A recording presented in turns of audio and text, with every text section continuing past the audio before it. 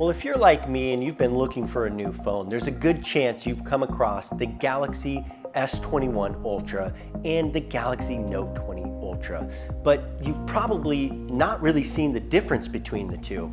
And that's why today, what I've prepared for you is these two phones in person to go over the differences of the two. Because on paper, they look almost identical, but I promise you, there are plenty of differences.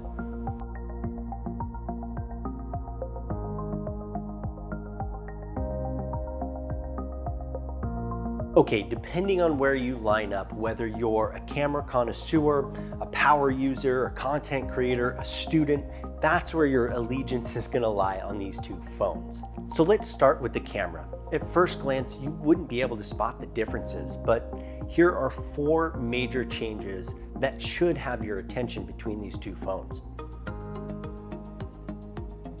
The Galaxy S21 improves on tracking autofocus by adding it to the 4K 60 FPS video. That's something the Note 20 just doesn't do. And it doesn't stop there. The game to cut it. Of course, we did expect some improvements with the addition of the 4th camera lens that you get right here on the S21 Ultra. And that happens to be that telephoto lens that when you select, it gets close to that perfect landscape and ever more important food shot capability. Now, the big kicker is the fact that the Note 20 doesn't allow its telephoto or wide-angle lens to be used in that 4K 60 FPS recording mode, while the GS21 surprisingly does. But it's not all success with this GS21 or the 21 Ultra, and it has to do with this camera. We believe after some intense handling that the GS21 Ultra falls behind the Note 20, mainly in physical appearance and attributes such as this bump out and the really bulky size. So here are 4 variances that can go either way, but we think the Note 20 Ultra takes the cake and ekes out a win here in these physical attributes. First again is that camera placement. The GS21 is an awkward corner mount, and it kind of raises the edge a bit and gives a concern for dropping this and potentially cracking your lenses or the edge of that actual enclosure. The Note 20 actually moves it away from the edge, which lowers the concern of drops in this case. Then you have the massive weight. I mean, at 202 grams, the Note 20 Ultra feels pounds lighter. And even though it's only 19 grams lighter, the physique actually lends to how easy it is to hold in your hand. I do want to note that it's not all about weight. It is the bulkiness of this phone and the form factor that makes it feel heavier. The rounded edges on the Note 20 Ultra just make it cradle in your hand really well, and it feels like a phone you just can't drop. One feature though that the GS21 Ultra takes the cake on is that aluminum body. The fact that it's matted is awesome. It eliminates the annoying fingerprints and smudges that the Note 20 Ultra, as you can see, attracts.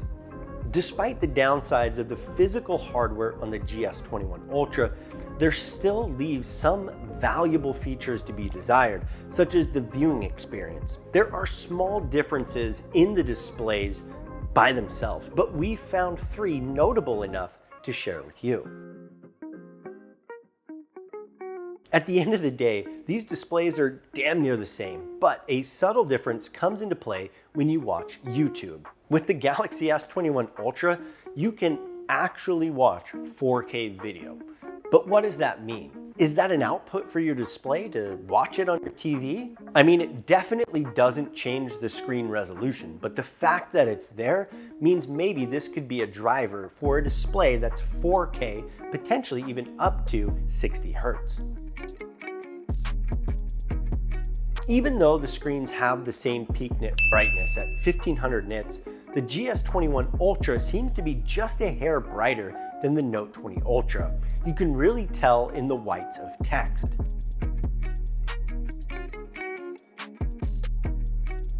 So one of the biggest differences we noticed in these displays when comparing them side by side was where the bezel starts and where it ends. When coming to the Note 20 Ultra, it's perfectly invisible on the top and the bottom, but it's not entirely lost on the S21 Ultra, leaving a sense of still mobile viewing that isn't as immersive. Which really leads me to the meat and potatoes of the two, which is onboard storage, processing, and of course RAM. Which one really takes the cake in these categories? Here are 4 differences we found after some serious, and I mean serious, testing.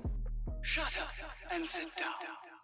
So opening apps in startup were hardly different. It had a smooth interface between the two, to be expected with the Snapdragon lineup. With the GS21 running the new 5nm architecture, it is surely going to outperform somewhere, right? So we wanted to test that out by firing up Geekbench 5, which is a mobile CPU performance synthetic benchmark. And let me tell you, we saw a clear winner. We're talking about workstation performance on this ultra small device, the GS21 Ultra, and it scored a total of 1092 while rendering videos, photos, text, and documents faster by 10 to 15% across the board against the Note 20 Ultra, which scored a 926. By the way, just for anyone who's watching, both phones do smoke previous generations and the competition by a long shot, so don't stress if you bought one or the other. So graphic-wise, we turn once again to Geekbench. They just have so many offerings in their application. This benchmark is touted as a direct result of gaming performance using the latest Vulkan platform. And we wanted an apples to apples comparison. And let me tell you, once again, it was shocking. If you thought processing was an upgrade, then be prepared for some real performance gains for the GS21 Ultra. In every single compute test, the Galaxy S21 Ultra smoked the Note 20 Ultra. It led by 25% in most tests. And if you're looking for a cryptocurrency miner, well, you know, this phone could probably handle it. See, like I said in the beginning, the differences weren't apparent. We had to get in closer to see the true difference between the two. Because at face value and at first glance, the Note 20 Ultra and the GS21 Ultra seem almost identical. Just walking into the store looking at which one to buy, I couldn't tell you the big difference. Even the processor showcases similar specs on paper. But can we leave aesthetics aside? And can we forgive the lack of expandable memory that they have on the GS21 Ultra? Does the sheer CPU and gaming performance make up for that? Why spend $50 more on the Note 20 Ultra when it lags behind in overall performance? Does this camera and the upgraded 4K feature set overshadow all the mistakes that Samsung made? I can't really answer that for you, unfortunately. But it is clear that there are some mistakes by Samsung, and we will have to wait another 6 months to see if they are fully addressed in the new lineup. And just to let you know, this is the last year they're doing the Note series. So you will be looking at the GS22 and what it holds in store for you. I didn't mean to rhyme, I promise. That was not something I meant to do. Totally didn't. But anyways, that's all I had for you guys today. I hope you liked the video. Definitely check out the channel. We have plenty of videos in store for you.